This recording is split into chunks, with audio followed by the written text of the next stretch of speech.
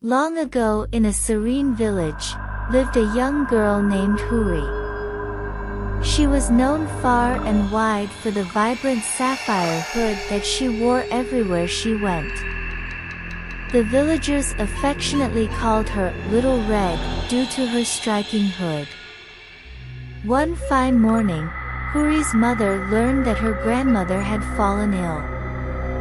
She decided to send Huri with a basket of freshly baked goodies to her grandmother's cottage on the far side of the enchanting forest.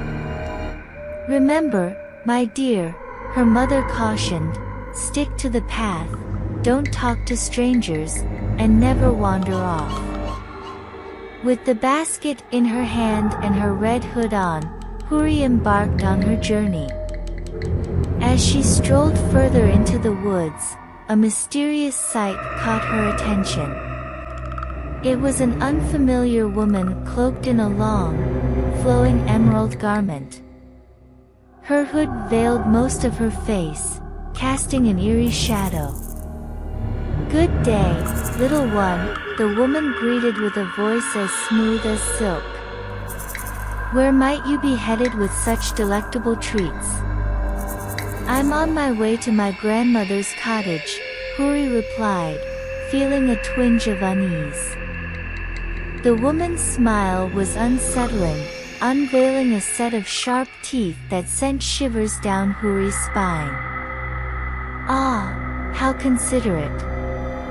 Would you like to take a shortcut through the woods? It's much quicker." Huri hesitated, recalling her mother's advice. However, the woman's proposal was alluring, and she thought about her grandmother's frailty. "All right, thank you." Guided by the woman, Huri ventured deeper into the woods, straying from the path. The trees seemed to close in around them, casting elongated shadows. Huri's heart raced, and a sense of foreboding crept over her. She clutched her basket tightly. While walking, the woman's cloak seemed to transform and blend into the surroundings. Huri couldn't shake the feeling that the woods themselves were watching her every move. Suddenly, a rustling in the bushes caught Huri's attention. She turned to find a familiar face, a woodsman who was well acquainted with her family. "Huri, what brings you here?"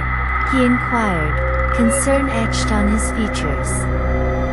Before Huri could respond, the woman in the emerald cloak let out a menacing hiss, revealing her true identity as a malevolent sorceress who had been luring children into the depths of the woods. Swiftly, the woodsman drew a gleaming, enchanted blade and engaged in a fierce battle with the sorceress. Huri's heart pounded as she watched the intense clash between good and evil unfold before her eyes. With a final, determined strike, the woodsman managed to vanquish the sorceress, reducing her to a pile of ash.